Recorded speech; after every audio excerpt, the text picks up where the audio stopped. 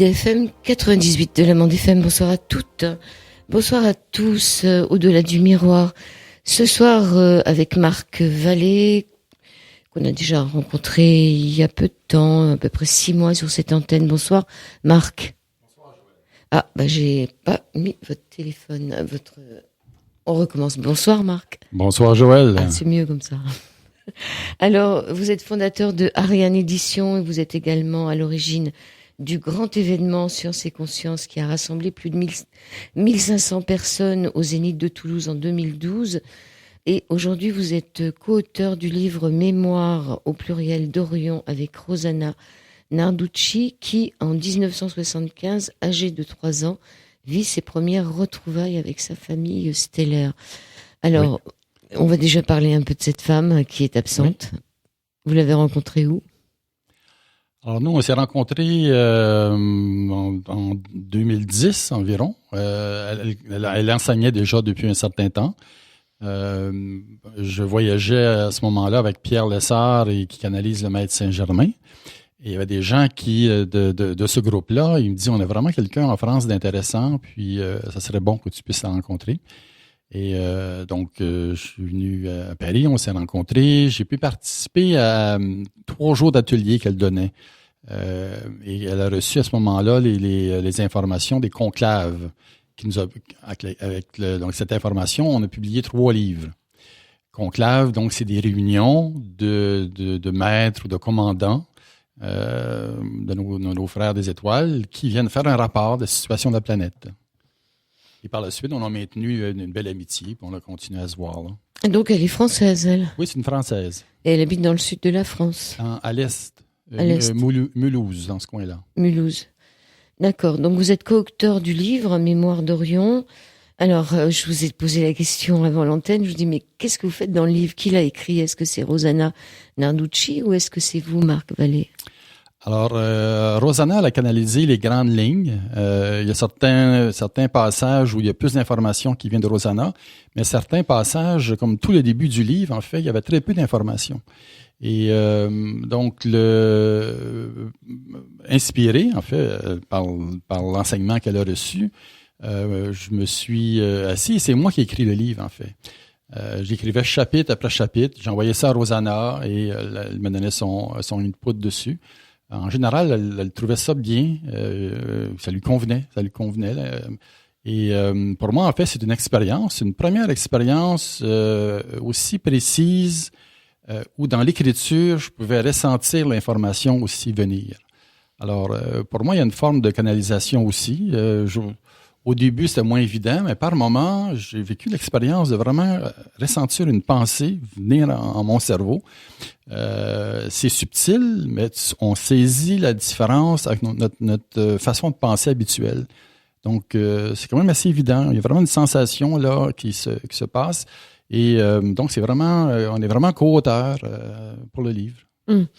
Parce que quand même, vous avez écrit ce livre, mais il y a tellement de pages qui nous amènent dans un autre monde, dans d'autres mondes, avec des prêtresses et tout ça. Comment vous avez pu écrire ça ? Enfin, ça paraît invraisemblable. Oui, c'est des personnages. Donc, ça commence avec le Haut Conseil de Sirius, où il y a un être, Setison, qui est mandaté pour faire des liens, créer des liens, des nouvelles lignées avec 2 systèmes solaires d'Orion. Et donc, ça commence avec ça. C'est notre histoire galactique. Pour certains, ça peut être vu comme un livre de science-fiction. Ça peut bien passer. C'est une belle histoire de science-fiction. Il y a des archétypes qu'on peut retrouver dans Star Wars, qu'on va retrouver ici. Mais c'est, je dirais, beaucoup plus spirituel comme histoire. Quand je dis spirituel, je veux dire toute cette notion d'unité, que la vie... le concept que nous sommes reliés par un champ d'énergie, un champ magnétique ou d'une certaine façon. Dans le livre, on va rentrer dans cette thématique-là. Mais c'est notre histoire galactique qui commence dans le système d'Orion et qui se culmine dans le livre, qui culmine sur la Terre. Et c'est donc un peu la mission de la planète ici, en tant que bibliothèque galactique, qu'on explore aussi dans ce livre. On pourra parler davantage de ce concept de bibliothèque galactique. Mais la Terre, la Terre n'a pas simplement une fonction d'évolution pour elle-même. Elle a aussi un rôle qui va affecter un cadran galactique, en fait. On fait la fédération, là. Alors, ces 12 sages, c'était il y a combien de milliers, de millions d'années?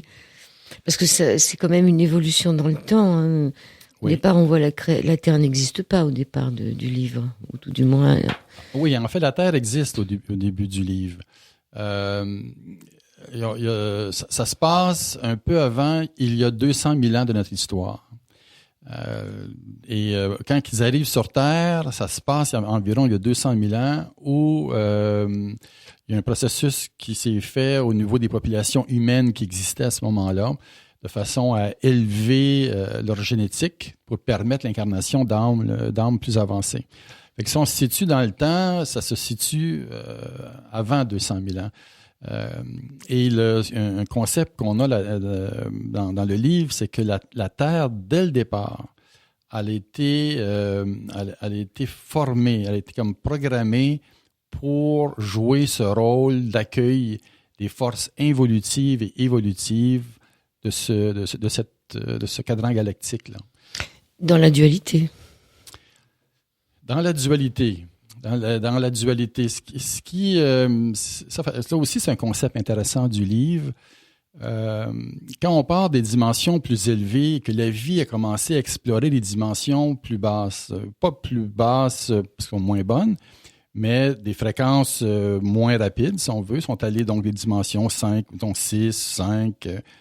Et au niveau de la troisième dimension, le fait que les êtres arrivent dans des corps physiques distincts, que le masculin et féminin s'incarnent dans deux corps, donc cette énergie qui est une au départ se divise pour explorer l'individualité. C'est pas quelque chose qui est mauvais.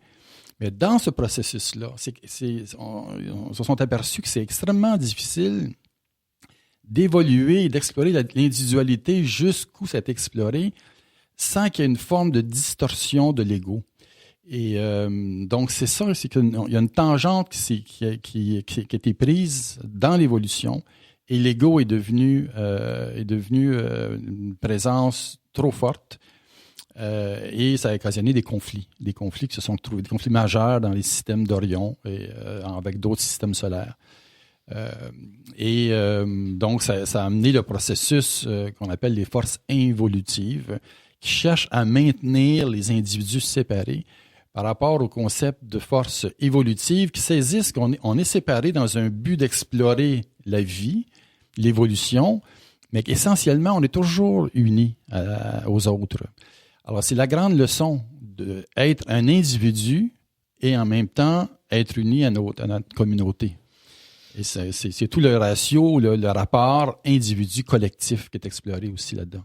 Oui, et puis donc ces forces involutives ne veulent absolument pas qu'on monte en vibration et qu'on atteigne une 5e dimension. Ça serait plutôt des forces qui nous amènent à rester petits de manière à bien pouvoir nous contrôler. Oui, voilà. Donc le livre se situe aussi à un moment charnière dans l'évolution de la Fédération. Il y a un saut évolutif qui se prépare. Toute la Fédération se prépare à monter en fréquence. Et pour ce faire, il faut qu'il y ait certaines prises de conscience qui se font. Et c'est là que les forces plus obscures qui ne veulent pas aller vers ce qui leur semble, eux, comme renier l'individualité, ils disent non, c'est bon l'individu, on veut rester comme on est. Donc, ils veulent empêcher ce saut quantique-là, ce saut évolutif. Donc, ils s'organisent, ils sont puissantes. C'est des forces qui sont puissantes, qui s'organisent de façon à toujours maintenir plus basse la fréquence de l'ensemble de cette fédération. C'est une grande fédération. Là, on parle de milliers de systèmes solaires qui sont impliqués là-dedans. Ainsi, ça garde les gens dans des instincts un peu plus bas, si on veut, donc plus aptes au combat. Et en même temps plus docile aussi. Oui, plus docile, mais tu sais, c'est comme les forces positives et dit non, on va aller combattre les forces négatives. Donc, c'est un niveau de compréhension parce que s'ils étaient un peu plus sages, ils ne verraient pas des forces méchantes qu'il faut aller battre. Donc, si tu dis, moi, je suis pour la paix, mais je vais aller me battre pour défendre la paix, quelque part, il y a quelque chose qui ne clique pas comme il faut, là. Alors, si tu joues le jeu, en fait, des forces obscures en disant, on va aller me battre pour la paix, pour préserver la paix. Alors, donc, ils sont pris dans un cercle vicieux. Et donc, l'histoire, c'est comment tout ça va cheminer. Et c'est les origines, en fait. Et dans les origines, si on se retrouve sur le système d'Orion, on a un système de Rigel, en fait, le système solaire de Rigel. Rigel, oui. Où on a une évolution d'êtres qu'on appelle reptiliennes. Alors, les reptiliens, on y va maintenant sur les reptiliens. Il paraît qu'il y en a des bons, il paraît qu'il y en a des moins bons. C'est les Dracos, c'est ça que vous dites, les Dracos? Oui, alors, dans une littérature qu'on a sur Internet ou qui nous vient des États-Unis, tout ça, on va parler des Dracos, qui sont des forces qui ne cherchent pas à faire le bien pour l'humanité. Mais il ne faut pas tout regrouper. Tout ce qui est reptilien, il ne faut pas tout regrouper comme étant des forces involutives. Et dans le livre, c'est toute cette saga, comment les forces reptiliennes se sont trouvées impliquées, ils ont été manipulés, eux-mêmes ont été manipulés pour rentrer dans le combat. Et donc, c'est une forme de thriller aussi en même temps, parce que tu as les êtres qui apportent des valeurs plus élevées, qui essayent d'amener les différents gouvernements et membres du Haut Conseil de Sirius, parce que la Fédération, le Haut Conseil de la Fédération est sur Sirius, qui est comme un système solaire pas très loin de la Terre, hein, c'est des voisins. Donc, eux essayent toujours d'inculquer plus de sagesse dans le processus, mais ils n'arrivent pas à empêcher la dégradation et le conflit. Donc, c'est notre histoire. Pour ceux qui sont prêts à rentrer là-dedans, on peut le voir comme notre histoire galactique et qui nous a amenés sur Terre à avoir aussi ce combat entre forces involutives et évolutives. Ici aussi, on est en plein dedans, là. Oui, surtout en France, on en parlait tout à l'heure. On est en plein dedans. Alors, donc, il y a cette source au départ, hein, ça parle beaucoup de la source, cette source qui de toute façon coule, on peut dire, et on a tous le choix on est des individus, je parle des terriens là, hein, on est des individus, et on a le choix d'évoluer ou d'involuer. On a tout à fait le choix, et ça change rien pour la source. Oui, en fait, cette source, hein, c'est une façon d'identifier une sorte de conscience universelle. Il faut comprendre que l'univers n'évolue pas de façon par hasard, comme la science le pense. Notre science a dit il y a eu le Big Bang. Tout ça, c'est un peu le hasard. Les molécules se sont rassemblées, ça a créé des cellules quelque part sur des planètes. Et la vie, par hasard, s'est développée. Mais ce qui est présenté là-dedans, c'est qu'il y a vraiment une orientation. L'univers est guidé, il y a une orientation, il y a un but, et c'est ce but que la source essaie de transmettre à travers donc, au cœur de la galaxie, il y a aussi un conseil, il y a des conseils dans les cadrans galactiques. Alors, le cœur de la galaxie perçoit cette volonté, cette guidance de la source, transmet ça comme un transformateur, en fait, qui baisse un peu la vibration, il le transmet aux conseils locaux. Mais la source, c'est une façon d'identifier, en fait, cette intelligence-là. Et ces 12 sages, d'où ils sortent, ces 12 sages? Les 12 sages... est-ce que ce sont des énergies? Est-ce que c'est quoi, ces 12 sages? Ce conseil des 12 sages? C'est le conseil de Sirius, le haut conseil de Sirius, sont nommés. En fait, c'est les différents regroupements de systèmes solaires vont nommer leurs sages qu'ils reconnaissent comme étant sages et qu'ils les envoient au haut conseil de Sirius. Mais nous, on a tendance à tout voir ça de façon assez physique, hein. Ces êtres-là sont sur des dimensions plus élevées et sont beaucoup moins densifiés que nous. Mais c'est quand même des consciences qui sont là, qui travaillent à coordonner l'ensemble des défis de la Fédération Et au moment où l'histoire commence, au Conseil de Sirius, il y a un émissaire qui nous vient du centre de la galaxie qui vient dire il y a un défi nouveau. On se prépare à passer à une autre étape, une sorte de saut évolutif. Et pour y arriver, on recommande qu'il y a des lignées qui se fassent, qui se créent avec quelqu'un de Sirius qui part des lignées avec 2 systèmes solaires, Saïf et Meissa, qui sont des systèmes de la constellation d'Orion. Et donc, c'est cette histoire de ces créations des lignées. Donc, 2 lignées. Il y en a une qui est mandatée à recevoir la guidance pour la Fédération. Donc, les êtres qui vont s'incarner dans cette lignée, si on parle de la lignée des Khéopsis, et si vous remarquez, il y a quelques noms qu'on retrouve aussi dans l'histoire égyptienne. Et c'est pas pour rien qu'on trouve des noms similaires dans l'histoire égyptienne, parce que l'Égypte a eu une influence à un moment donné inspirée aussi d'Orion. Et de Sirius. Les deux. Parce que les pyramides sont orientées sur les deux systèmes solaires. Il y a des livres sur ça. Par exemple, les 3 pyramides, Khéops, Képhren, la petite, ont été construits pour être une sorte de miroir à la ceinture d'Orion. Les trois étoiles, là, Mintaka, Al-Nitak et Al-Nilam. Donc, les étoiles de la ceinture d'Orion.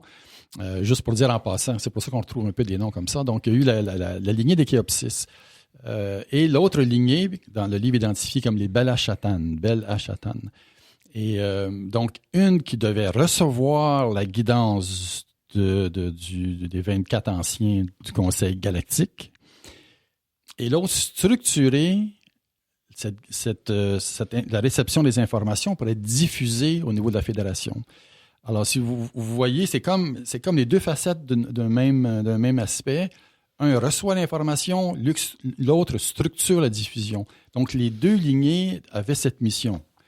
Et assez rapidement, dans l'évolution de ces lignées, les forces obscures se sont placées et sont venues bloquer un endroit, sont venues jouer sur un mariage qui devait avoir lieu, sont venus, on parle en termes humains, alors sont venus désaligner les 2 lignées. Et là, on suit cette saga, comment les choses ont empiré finalement. En même temps, on parle de ce temple-école qui se crée sur Mintaka, qui est un des systèmes solaires d'Orion, qui avait une mission extraordinaire. Ça fait qu'on rentre vraiment dans le concept là, d'une galaxie avec la Fédération. Là. Fait que c'est... En même temps, il faut parler en termes humains, mais on rentre dans notre histoire qui dépasse celle de la planète. Là. C'est vraiment assez particulier à ce niveau-là. Mais il y a aussi des notions qui nous parlent de nous, parce que la Terre est appelée à vivre un saut quantique dans son évolution. Hein? On s'en va vers un nouveau monde. Alors, il y a beaucoup d'analogies entre ce qui s'est passé au niveau de la Fédération et ce qui se passe maintenant sur Terre. Et pour ça, il faut faire un grand nettoyage. On va faire une pause musicale sur l'antenne d'IDFM. On va faire une petite pause musicale. Voilà, deuxième partie de cet au-delà du miroir sur l'antenne d'IDFM, sur le 98 de la bande FM Radio Anguin avec Marc Vallée. On poursuit un peu notre histoire des mémoires d'Orion. Alors, ces reptiliens, à un moment, j'ai eu l'idée de me dire, mais est-ce que c'était pas les dinosaures qu'on avait sur Terre au départ? Parce que quand même, ils ressemblent un peu, non? Alors, certains vont illustrer ceux qu'ils voient, puis on voit vraiment, c'est comme des humains, hein, deux jambes, 2 bras et tout, mais au niveau de la tête, on va voir des fois un peu des réminiscences d'écailles ou des choses comme ça. Dans le livre, on va décrire aussi un peu certains, le look de certains. Puis il y en a qui ont comme une grande queue de reptiliens. Ils ont toujours leur queue sont toujours tatoués. Sont fiers, en fait, et d'autres sont plus hybrides. Donc, ils vont avoir vraiment des réminiscences un peu d'écailles le long des tempes. Ça descend dans le cou. Alors, Les apparences sont pas nécessairement laides, là. C'est pas le museau pointu nécessairement, Ouais. là. Non, ce que je voulais dire, c'est que est-ce qu'à une époque, les dinosaures qu'on avait sur Terre n'étaient pas des reptiliens de l'époque, c'est-à-dire avec une conscience moins évoluée, etc. Et qu'on n'aurait pas eu une disparition de cette race, on peut dire, parce qu'elle a bugué, quoi. C'est clair que... Oui, ben il y a une destruction massive là, des dinosaures à un moment donné. Là. Il semble comme un astéroïde est tombé. Puis, mais moi, j'ai lu des informations qu'il y a eu des lignées de dinosaures qui ont continué à évoluer et qui se cachent maintenant à quelques endroits sous terre, mais qui sont des êtres très intelligents maintenant. Là. Fait que là, je sais pas tout ce qui, c'est pas facile d'avoir la vérité dans tous ces domaines-là. Mais pourquoi qu'il y a eu une évolution reptilienne de dinosaures aussi importante sur la Terre? Donc, ça a eu lieu ailleurs dans l'univers. On parle de surigel et l'évolution, un peu comme les mammifères. Hein, les mammifères qui ont évolué jusqu'aux singes, le grand singe et les hominidés. Alors, pourquoi est-ce que la lignée des reptiliens n'aurait pas fait la même chose jusqu'à arriver à des êtres intelligents, fort intelligents? Et dans le livre, les reptiliens, c'est des grands généticiens. Ils explorent la vie, ils explorent Génétique. Le véhicule physique. Parce qu'il faut comprendre que on est des êtres d'un certain niveau qui s'incarnent dans un corps physique. C'est un véhicule. C'est un véhicule qui nous permet de vivre sur cette planète-ci, par exemple. Si on était sur une autre planète, ça prend un autre type de véhicule qui peut tenir les pressions, les compositions d'atmosphère et tout.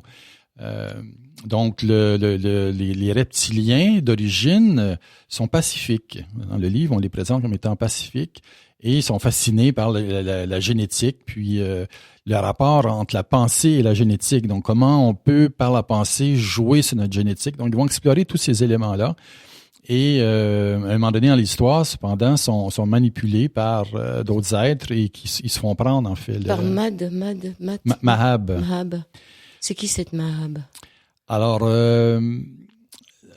dans l'évolution à explorer l'individualité de façon de plus en plus poussée, il y a eu une distorsion au niveau de l'ego, comme on l'a dit précédemment.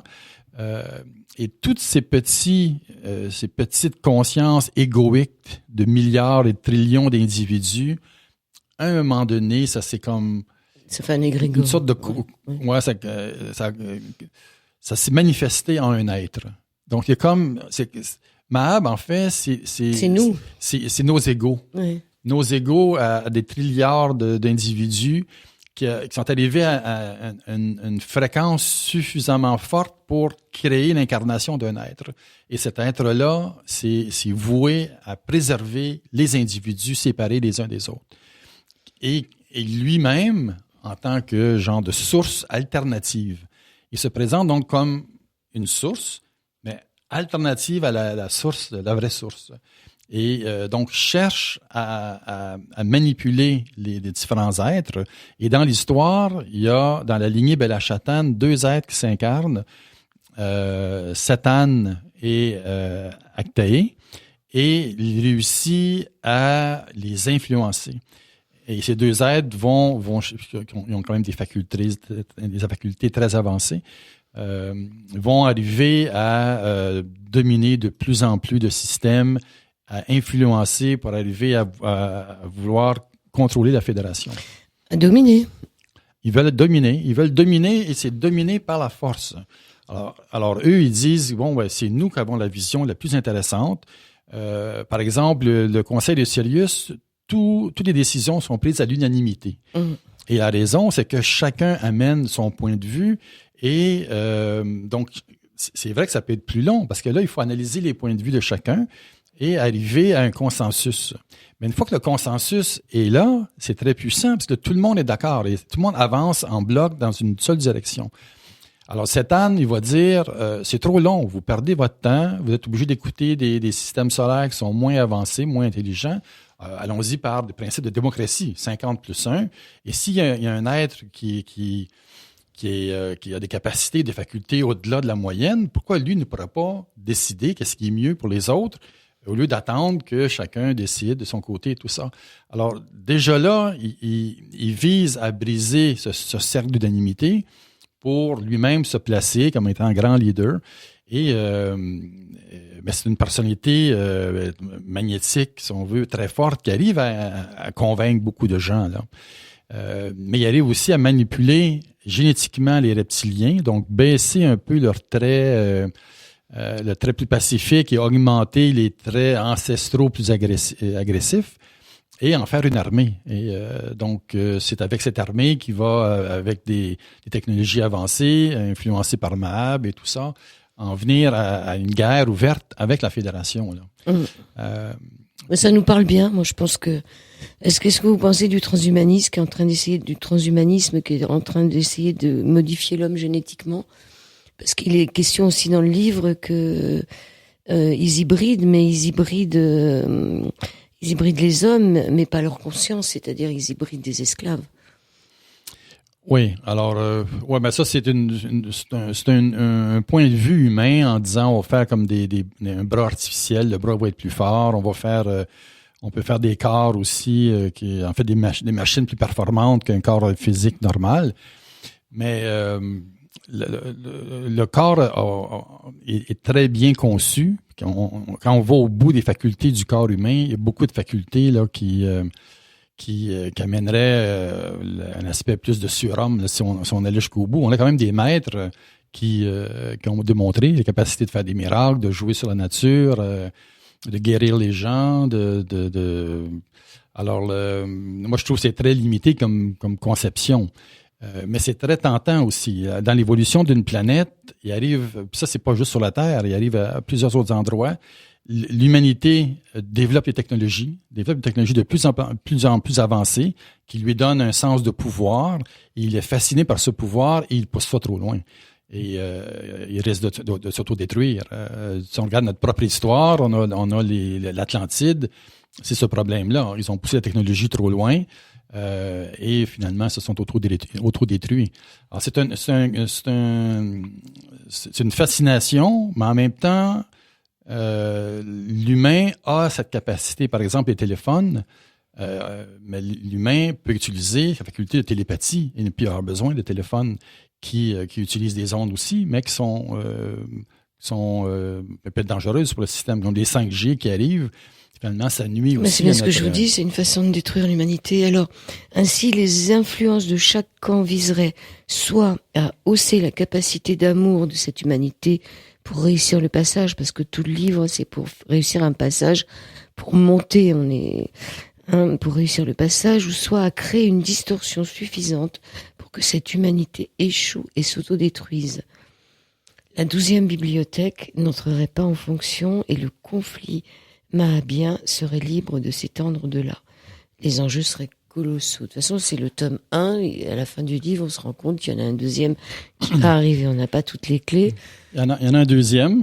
Alors là, vous avez cité la 12e bibliothèque.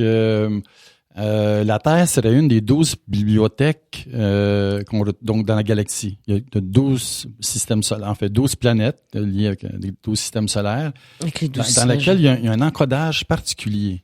Et l'encodage, la bibliothèque, en fait, est dans les codes génétiques de la vie. Et sur Terre, on a des millions de formes de vie qui vivent relativement en harmonie. Et quand l'humain va s'éveiller spirituellement, va s'éveiller en sagesse, il va y avoir de plus en plus d'interconnexions entre ces formes de vie. Là, pour l'instant, il y a encore des zones où c'est pas nécessairement pure harmonie. Là. Il y a quand même des animaux qui disparaissent. Alors, mais donc, dans la Terre, semble-t-il, va jouer un rôle en tant que bibliothèque. Donc, il y a des formes de vie qui viennent de différents endroits de la galaxie, qui sont placées ici. On parle de formes de vie comme les félins, par exemple. Mais il y aurait des civilisations qui ressemblent à des félins, mais humanoïdes, avec comme des têtes un peu de félins. Une tête de chat. Oui, voilà. On a les Sekhmet en Égypte, là. Et qui sont très avancés, des civilisations très avancées, mais donc qui ont participé génétiquement à la vie sur Terre. Il y a d'autres formes de vie également. Donc la Terre est appelée à jouer un rôle important. Et c'est là que Mahab, et on parle de Set An et Actaé, veulent empêcher que l'humanité s'éveille à ses facultés, à sa force intérieure, parce que ça va venir jouer sur tout son mouvement de domination au niveau de la Fédération. Alors, on pourrait se demander pourquoi ces forces-là, parce que c'est des forces extraterrestres très puissantes, pourquoi ils n'envahissent pas la Terre? Parce qu'ils pourraient envahir militairement. Alors, Est-ce que c'est pas déjà fait? là, on rentre dans un concept très intéressant parce que, c'est-à-dire qu'ils peuvent influencer. Donc, le côté plus involutif peut influencer, et le côté évolutif aussi peut influencer, mais pas interagir directement. Ils peuvent pas, par exemple, les forces de lumière, venir imposer la paix. Ça doit être quelque chose qui croît en l'intérieur de l'individu. Alors, dans l'histoire, vous allez voir que le conflit va en augmentant et à un moment donné, il y a une entente qui est faite, c'est un passage vraiment intéressant, où tout le conflit est amené sur Terre. Et c'est les gens en incarnation, selon leur choix, selon leur prise de conscience, qui vont décider vers quel camp ils vont aller. Alors, les forces, les Dracos, ils ne peuvent pas interférer ou attaquer militairement la planète, mais ils peuvent influencer ce qu'on appelle l'esprit. C'est les Illuminati et tout ça. Ils vont agir à travers eux. Dans les programmes spatiaux secrets, on parle aussi que les Allemands, dans les sociétés secrètes allemandes à la fin du 19e siècle, avaient accès à des technologies influencées par les reptiliens. C'est pour ça que je vous demande, est-ce qu'ils sont pas déjà là quelque part pour voir dans l'état où est la planète? Ils sont là de façon puissante, si on veut, à travers les industries pharmaceutiques, des armes, le pétrole, l'alimentation et tout ça. Mais ils peuvent pas contrôler la conscience humaine. Ils peuvent, bien sûr, à travers les médias, ils peuvent, c'est ce qu'ils essayent de faire, mais l'humain reste autonome et souverain quand même dans son potentiel. Et c'est ça qu'ils veulent essayer de contrôler et qu'ils n'arrivent pas comme ils voudraient. Et nous, si on fait un chemin d'éveil, à ce moment-là, on sort de cette fréquence plus basse dans laquelle ils veulent nous mettre. On se réaligne avec l'être solaire, qui est une portion de nous-mêmes, et on sort de ce piège et on choisit l'unité, puis l'amour christique. Alors, donc, ça se joue grandement. Non seulement ça touche la Terre, mais ça touche la Fédération. Qu'est-ce qui se passe ici? Il faut qu'on soit combien pour que ça marche? Parce qu'on a quand même l'impression en ce moment qu'ils sont en train de gagner du terrain, les autres. Hein. Oui, c'est certain qu'en lisant les journaux et tout, les nouvelles le soir à la télévision, c'est pas très encourageant. Mais il y a un mouvement de fond qui est là, qui essaie de s'affirmer. Parce qu'ils ont pas tous les mêmes moyens. Il faut comprendre que toute la richesse de la planète est concentrée dans les mains de quelques familles. Donc, c'est pas évident. Mais en même temps, 100 personnes qui méditent, qui maintiennent une cohérence d'amour, c'est très puissant. Beaucoup plus que juste 100 personnes. Là. Alors, ça se multiplie de façon exponentielle, là, selon ce qu'on nous enseigne. Et on est aidé, on n'est pas tout seul. Ce qui est important de comprendre aussi, c'est que l'humanité, elle est guidée. On n'est pas tout seul dans ce genre de merdier là, qui semble sans fin. On n'est pas tout seul, on peut invoquer de l'assistance, et c'est ça qu'on doit faire. Et dans le livre, on parle de 3 vagues de volontaires. Donc, des êtres de la galaxie qui sont incarnés ici pour aider le processus évolutif. Oui, je parlais de Bouddha, de Christ et le troisième, je ne sais plus. Oui, alors c'est ça. En fait, c'est plusieurs milliers d'individus, quand même un nombre assez important qui se sont incarnés. Puis c'est eux qui sont à l'écoute de toutes ces fréquences-là, plus élevées, qui essayent à travers leur être de manifester ça. Donc, chaque individu a un important. Chaque décision et émotion qu'une personne émet joue soit en faveur des forces involutives ou soit des forces d'éveil et évolutives. D'où l'intérêt de faire attention à ce qu'on écoute. Alors, on vous propose ce soir sur l'antenne d'IDFM, sur le 98 de la bande FM avec Marc Vallée, peut-être de devenir peut-être pas des nettoyeurs comme la musique Crocosmos, mais si peut-être de nettoyer l'espace avec nos pensées, c'est-à-dire faire attention à ce qu'on pense. Oui, c'est là que chaque individu a une importance. dans son propre bonheur personnel, en fait. Toutes les pensées désharmonieuses qui sont émises, les émotions et tout ça affectent la santé du corps physique d'une part, mais vient jouer dans le champ vibratoire de l'ensemble de l'humanité. Alors, le livre nous rappelle bien que c'est les choix de chacun, et c'est là que ça commence, en fait. Et donc, on est appelé à choisir par nos actions, nos pensées et tout ça, dans quel camp on est. Oui, parce que ça va être la mise en place des 12 portails.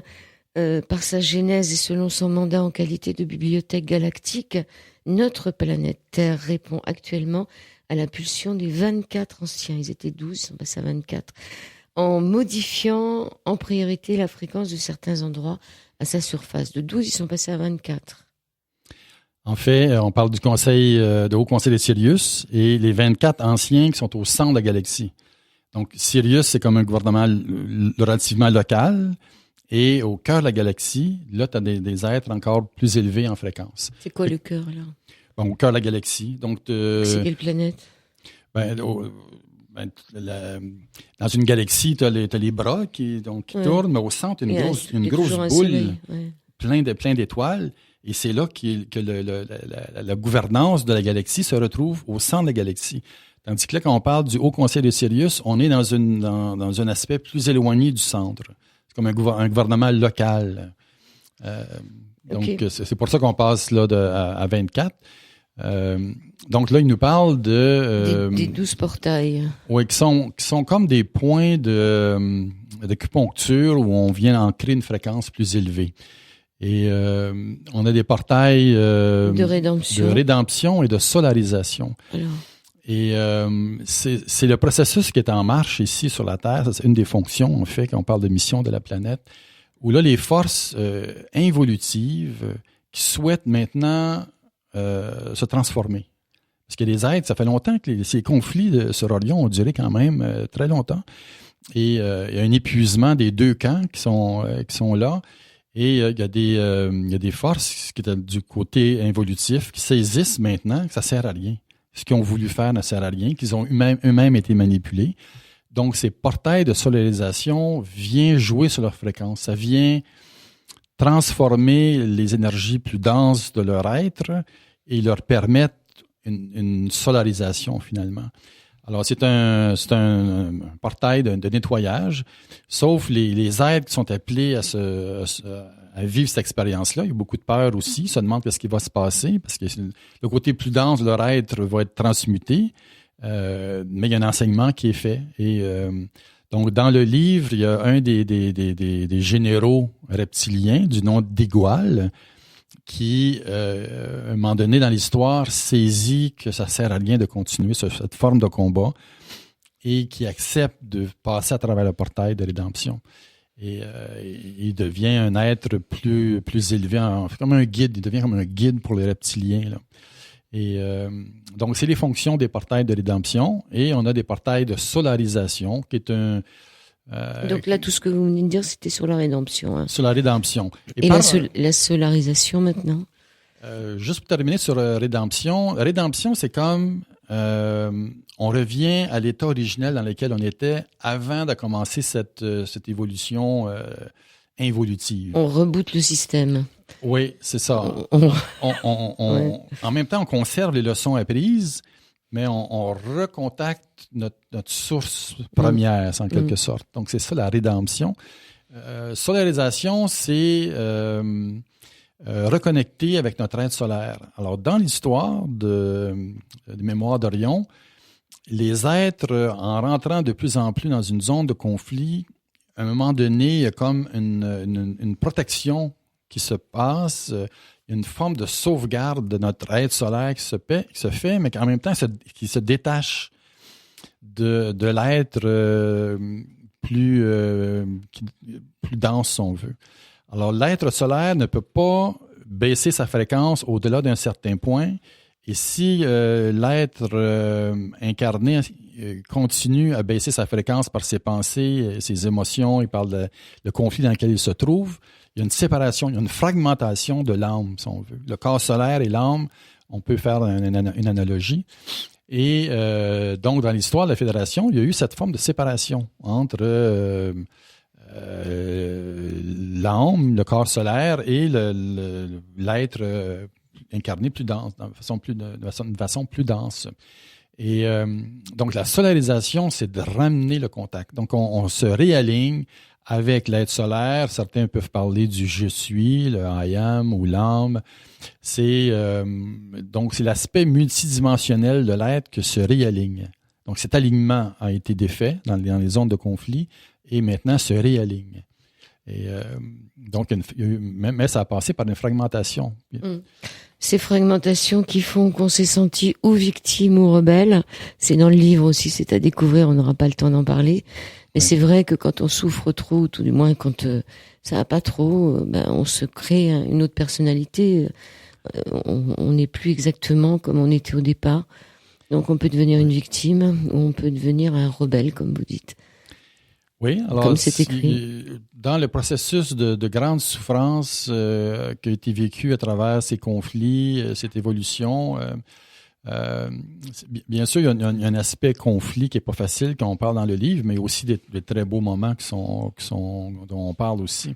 Mais dans les moments de conflit et de souffrance, c'est comme la partie plus dense a été comme éjectée de l'être et c'est devenu comme une extension victime qui se sent une victime. Et il y a aussi des moments de grande colère et c'est venu aussi créer une autre forme d'extension qu'on parle d'extension rebelle. Et on doit maintenant réaligner tous ces aspects-là. C'est tout le travail qui est à faire actuellement pour chacun d'entre nous, là. Oui, et il y a des questions intéressantes comme celle-ci à la page 209. Je sais que cela peut vous sembler presque impossible à accepter. Comment le chaos sur le territoire de la Fédération et l'immense souffrance qu'il générait pouvait-il être le résultat d'une motivation trouvant son origine dans l'amour ? On peut se poser la même question sur Terre. Comment on en arrive à être là ? Il y a un peu le chaos quand même, on peut pas dire que ce soit très calme. Si on regarde la Terre vue du ciel, ça se bagarre un peu partout. On peut pas dire que ce soit vraiment comment ça peut trouver son origine dans l'amour. On aura la réponse peut-être en lisant le livre ou peut-être pas. Et il est dit à la fin que on vous demande si vous faites partie, auditeurs, auditrices, du groupe d'âmes engagées sur cette magnifique planète dans le but de mettre fin au grand conflit entre les forces évolutives et involutives dont l'origine remonte au système solaire d'Orion et qui culmine à présent sur la Terre. Ça nous parle tous, Orion, hein. On a tous l'impression, avec la nébuleuse et tout, qui est une matrice d'étoiles, qu'on vient de là-bas. Oui. Comment savoir d'où on vient, Marc Vallée? Alors, dans notre génétique, tout est inscrit. Si on permet à la mémoire de venir à la surface, et ça doit se faire par étapes, donc il y a quand même plusieurs vies sur la planète, mais là, on parle de comme un karma qui va au-delà du karma planétaire. On remonte là, à des vies qu'on a eues dans le galactique. Et c'est là qu'il faut comprendre qu'on n'est pas juste issu de la planète. Maintenant, d'où on est issu, il y en a qui peuvent dire, moi, je suis juste dans des Pléiades, d'Orion. Bien sûr, si on remonte au tout début, on peut remonter à la source, où tout était un. On vient tous du même endroit, oui. Mais en même temps, on est émergé quelque part. On a vécu peut-être plus dans un système que dans un autre. Donc, il y en a qui vont se reconnaître. Il y en a qui ont lu le livre puis ils disent moi, je sais que j'ai vécu à Mintaka. Mintaka, c'est une des villes. C'est un système solaire, mais où il y a eu un magnifique temple, un temple-école qui a été bâti, là. Parce qu'avant que ça tombe, ça dégénère trop, il y a quand même eu des beaux moments. Il y a eu la construction d'écoles, les lignées quand même ont fait un beau travail. Et à un moment donné, c'est ça, la distorsion elle a augmenté, mais sur Mintaka, il y avait cette magnifique école, donc l'architecture était très, très particulière. Et c'était pour recevoir les influences plus hautes qui nous venaient du centre de la galaxie. On dirait que vous avez vécu là-bas, vous, hein, parce que vous l'avez tellement bien résumé dans votre livre qu'on dirait vraiment que vous y êtes, vous en venez. Alors, on parlait un peu de mon apport au livre, mais en écrivant, il y a vraiment des images qui venaient, puis ça coulait. J'écrivais. À un moment donné, le livre devient même interactif avec le lecteur. Et moi, je trouvais ça génial que c'est pas juste une histoire qui est contée. On parle au lecteur qui est là en disant que tu vois un travail à faire en tant que volontaire incarné. Oui, à un moment, il est écrit, si tu me lis, lecteur, c'est que finalement, parce que c'est pas à la page 1, hein, c'est au milieu du livre, à un moment, on nous dit que finalement, si on est encore en train de lire ça, c'est qu'il y a de grandes chances qu'on en vienne, quelque part. Hein. Oui, c'est écrit pour ceux qui s'y reconnaissent. Qui s'y reconnaissent. Fait que c'est un appel. C'est un appel en disant il est temps maintenant de vous éveiller à votre travail. Il y a eu des longues périodes où le voile vous a amené à oublier de vos origines et tout ça, mais maintenant le temps est là. Vous devez, en fait, il n'y a pas d'obligation dans un sens, mais en même temps, il y a une invitation sérieuse et forte. On doit monter en 5e, c'est ça? Oui, voilà. On doit, on s'aperçoit que c'est beaucoup plus on est beaucoup plus une vibration qu'un corps physique. Le corps physique, il a l'air solide, mais il émet un champ vibratoire. Puis là, de plus en plus, on monte la fréquence. Et en montant la fréquence, c'est essentiellement aussi des choses comme ressentir l'amour. L'amour pour soi, l'amour de son prochain. Il y a une façon de respirer, de se nourrir et tout ça, de particules plus subtiles, d'une fréquence plus élevée. Et donc, on sort du champ dans lequel les forces évolutives cherchent à nous maintenir. Une fois qu'on sort de ce champ-là, ils ne peuvent plus nous manipuler parce qu'on est connecté à une autre force. D'où leur violence en ce moment pour essayer de nous maintenir. Oui, maintenir la peur. La peur nous coince dans une vibration inférieure. Donc, la peur de ne pas avoir les revenus nécessaires pour faire vivre sa famille, la peur de la maladie, la peur des conflits ethniques, la peur... de la Troisième Guerre mondiale. Oui, voilà. Qu'on nous assène, mine de rien. Tu as des forces... on n'entrera peut-être pas là-dedans, mais tout le côté pédophilie, puis tout ça, c'est vraiment épouvantable, tout ce qui se passe. Oui. Si on regarde uniquement ça. Mais on n'est pas obligé d'être dans cette fréquence-là. Il faut faire attention, sinon on nourrit cette fameuse MAD. Oui, puis c'est certainement pas en voulant tuer le méchant qu'on va réussir à faire le bien. Alors, c'est ça qu'il faut comprendre, parce que on a vu des jeunes qui disent « Moi, je vais aller me battre contre Al-Qaïda, puis en Syrie et tout, mais parce qu'ils voient le mal, on va aller se battre contre le mal. » Mais bon, c'est pas là la solution. Alors, là, c'est un appel. Le livre est un appel à se ressouvenir de qui on est véritablement et tout le potentiel qui est en chacun. Et donc, il y aura un tome 2 qui nous en dira un peu plus sur les portails. Sur les portails, nous n'en avons pas en France. On n'est pas assez sage, peut-être, pour avoir un portail. Mais on pourra aller, si on veut se solariser, on pourra aller sur une île en Grèce. C'est écrit dans le livre. Ou alors en Mongolie, hein, c'est pas exactement le même... Enfin, il y en a 12. Il y en a 12 sur la Terre. 12. Donc, 12, c'est sûr, on ne peut pas avoir tous les pays. Mais... on peut quand même se connecter avec ces portails-là, sans qu'il y en ait un sur le territoire. La France, il y a un lien entre la France, le Québec et le Chili. Puis on parle des cités oasis dans le livre. On termine sur le projet des cités oasis, qui est ça va être des lieux de vie qui vont permettre justement aux gens de vivre des énergies nouvelles. Là, donc, en France, c'est prévu. C'est la France, en fait, une fois que vous allez sortir un peu plus de l'élément plus d'inquisition qui est toujours là, vous êtes appelé à jouer un rôle assez important en Europe. Je vous remercie, Marc Vallée. Le livre Mémoire d'Orion est publié chez Ariane. Le deuxième, il est prévu pour quand? Dans 2 ans environ. Ah oui, quand même. Il faut du temps, hein. Faut laisser cheminer.